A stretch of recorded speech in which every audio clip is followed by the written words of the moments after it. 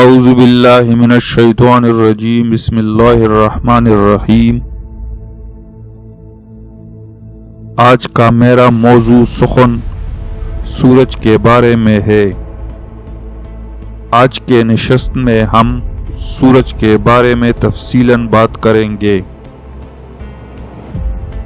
آگے بڑھنے سے پہلے ناظرین سے گزارش ہے کہ میرے چینل کو سبسکرائب کرے، لائک کرے اور اپنے قیمتی رائے دینا نہ بھولیے تاکہ ہمارا حوصلہ افزائی ہو سکے۔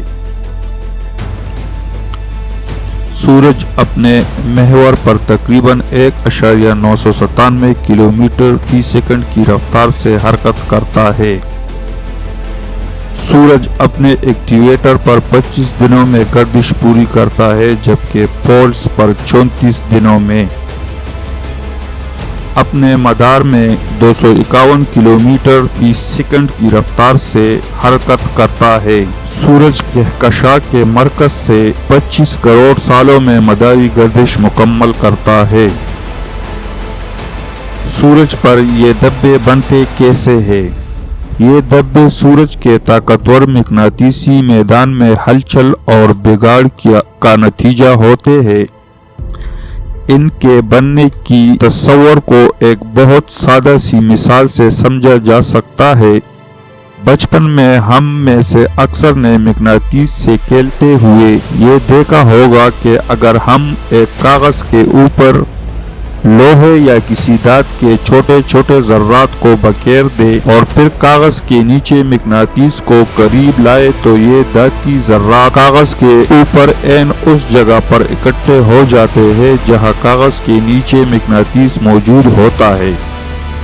سورج کے دھبے بھی کچھ اسی اصول کے تحت پیدا ہوتے ہیں اور انہیں آپ سورج کی مقناطیسی قوت کا ایک جگہ پر مرتکز ہونا کہہ سکتے ہیں۔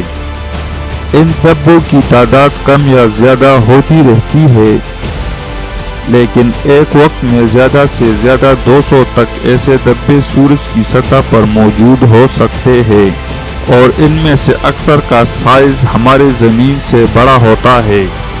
اب یہاں ایک سوال کا پیدا ہونا قدرتی ہے کہ شمسی عروج یا اس سے قریب کے سالوں میں سورج پر دھبوں کے بڑھنے کا اثر زمین پر گرمی اور درجہ حرارت بڑھنے کی صورت میں ہوتا ہوگا، کیونکہ ان حالات میں سورج سے نکلنے والے آگ کی لہریں بھی بڑھ جاتی ہے۔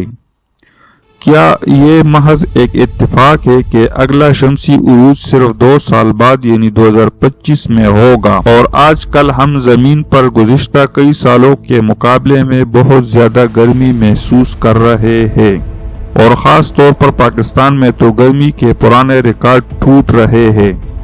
تو ان سوالوں کا جواب ہے کہ سورج کے دھبے بڑھنے یا شمسی عروج کا زمین کے درجہ حرارت پر کوئی خاص اثر نہیں پڑتا۔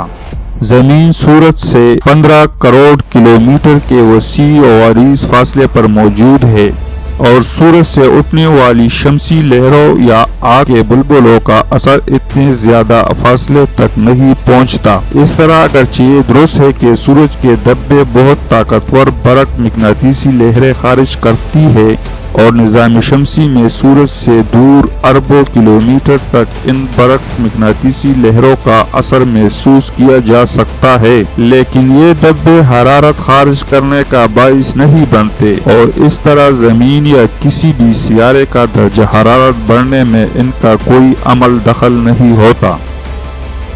زمین پر پڑنے والی بے انتہا گرمی کی وجہ ماحولیاتی بگاڑ پیدا کرنے والی سرگرمیاں ہیں، اور اس کا الزام سورج یا اس کے دھبوں کو دینا ہرگز درست نہیں۔